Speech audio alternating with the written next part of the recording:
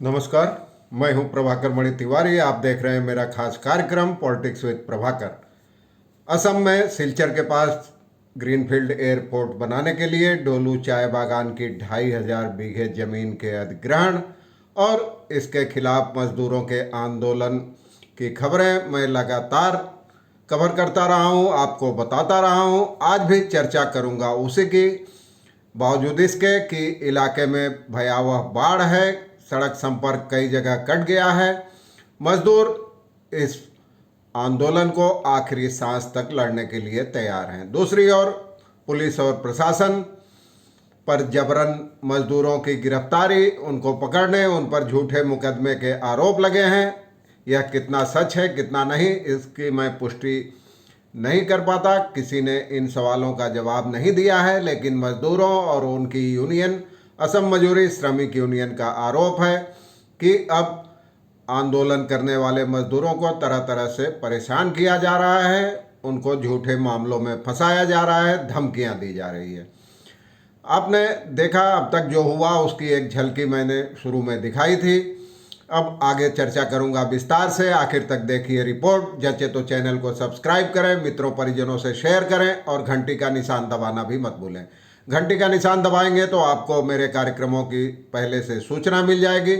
इसके अलावा अगर आप चैनल का समर्थन करना चाहते हैं तो वीडियो के ठीक नीचे एक थैंक्स बटन है, उसे दबाकर आप समर्थन कर सकते हैं, मदद कर सकते हैं। तो चलिए आज देखते हैं क्या क्या हुआ बीते 24 घंटों में। एक बात और बता दूं कि डोलू चाय बागान मजदूरों के समर्थन में मुंबई में धारावी में भी प्रदर्शन हुआ, सभा हुई, रैलियां हुई और इस आंदोलन का समर्थन किया गया।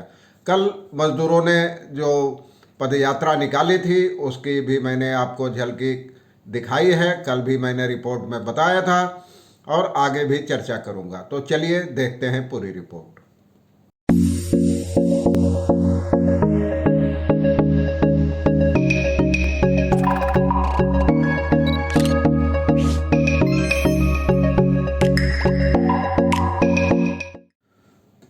चाय बागान की जमीन अधिग्रहण के खिलाफ मजदूरों का धरना प्रदर्शन आज भी जारी रहा। रविवार को भी जगह जगह सरू पथार से लेकर अन्य इलाकों में भी प्रदर्शन किए गए। महिलाओं ने प्रदर्शन किया, नारेबाजी की, धरना दिया, कई जगह धरना का आयोजन किया गया।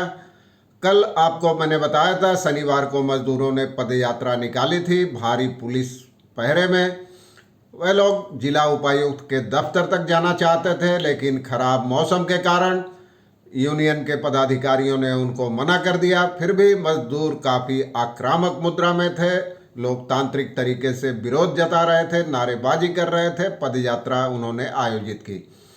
आज भी कई जगह धरना प्रदर्शन हुए हैं। असम मजदूरी श्रमिक यूनियन के पदाधिकारियों का कहना है कि यह लड़ाई वे आखिरी सांस तक लड़ेंगे, मजदूरों के हितों की लड़ाई। दूसरी ओर पुलिस और प्रशासन अब लाल बाग डिवीजन में डोलू चाय बागान के जमीन अधिग्रहण का काम लगभग पूरा हो गया है। अब उसे पौधों को उजाड़ दिया गया है, अब जमीन को समतल बनाने का काम चल रहा है। अभी 150 से ज़्यादा जेसीबी मौके पर हैं और तमाम मजदूरों के प्रदर्शन के बावजूद प्रशासन का कोई व्यक्ति अब तक उनसे बात करने सामने नहीं आया है। मजदूर रोज प्रदर्शन करते हैं, पुलिस के पहरे में उनको पीछे ढकेल दिया जाता है और पूरा काम कर लिया गया अधिग्रहण का इसी तरीके से। और कल भी सैकड़ों मजदूरों ने पदयात्रा निकाली थी, नारेबाजी की सरकार के खिलाफ, जमीन अधिग्रहण के खिलाफ।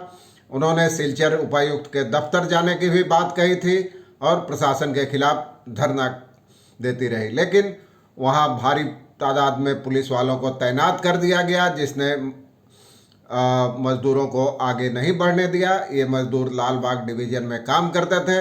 यूनियन का आरोप है कि जमीन के अधिग्रहण के कारण 2000 से ज़्यादा मजदूर बेरोजगार हो गए हैं। और कल जब मजदूरों की पदयात्रा निकली तो थोड़ा तनाव पैदा हो गया। इससे कछार के पुलिस अधीक्षक कछार की और DIG southern range, DSP, additional SP समेत पुलिस के तमाम आला अधिकारी मौके पर पहुंच गए।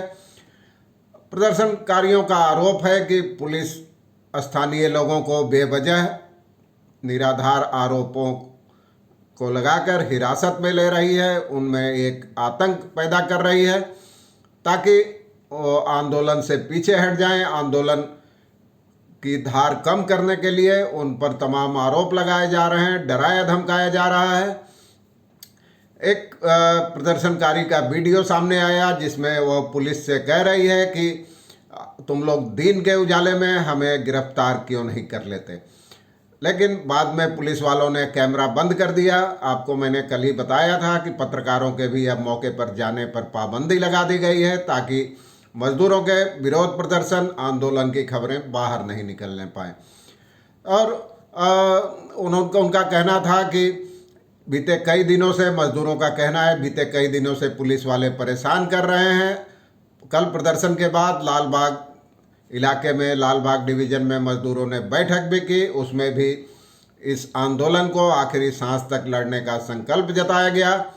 दूसरी ओर पुलिस प्रशासन का कहना है कि जो कुछ भी हुआ है सहमति पत्र के मुताबिक ही हुआ है, जिस पर तमाम राजनीतिक दलों और 3 मजदूर यूनियनों INTUC, C2 और BMS ने हस्ताक्षर किए हैं।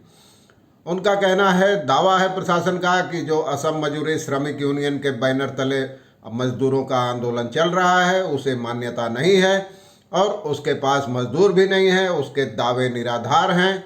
प्रशासन और स्थानीय सांसद राजदीप राय का कहना है कि पहले यूनियन 17,000 मजदूरों के बेरोजगार होने का दावा कर रही थी, लेकिन इस चाय बागान में महज 1700 अस्थायी मजदूर हैं।